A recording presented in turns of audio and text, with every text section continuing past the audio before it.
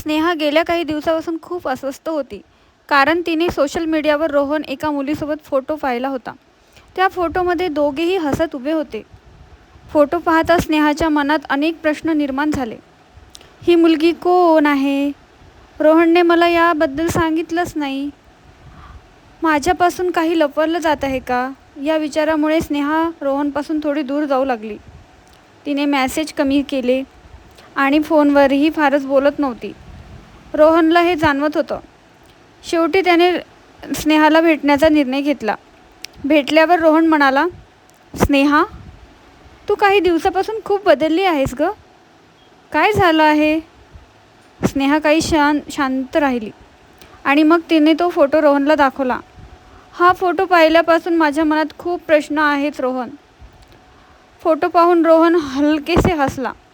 अरे, यासाठी तू इतकी नाराज होतीस? स्नेहा रागाने म्हणाली.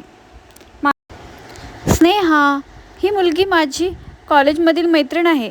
अनेक वर्षांनी आमच्या मित्रमंडळीचा फोटो गेट टुगेदर झाला होता. त्यावेळी हा फोटो काढला गेला. त्या पलीकडे काही नाही. स्नेहा आश्चर्याने त्याच्याकडे पाहत राहिली. रोहन पुढे म्हणाला, जर माझ्या आयुष्यात काही महत्त्वाचं असेल तर ते तुला नक्की सांगेन, कारण माझ्यासाठी विश्वास हा प्रेम इतकाच महत्त्वाचा आहे. स्नेहाच्या डोळ्यात पाणी आलं.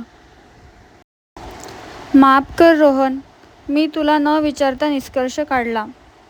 रोहन हसून म्हणाला, नात्यात प्रश्न असणं चुकीचं नाही, पण उत्तर न विचारता निर्णय घेणं चुकीचं आहे. दोघेही हसले. त्यांच्या मनातील सर्व गैरसमज दूर झाले. त्या दिवसानंतर त्यांनी ठरवलं की कोणताही गैरसमज झाला तर तो लगेच बोलून सोडवायचा. स्नेहाने रोहनचा हात हातात घेतला आणि म्हणाली, आज मला पुन्हा एकदा तुझ्यावर आधीपेक्षा जास्त विश्वास वाटतो आहे. रोहनचं खास सरप्राईज जे स्नेहाला आयुष्यभर लक्षात राहणार होतं, ते काय आहे ते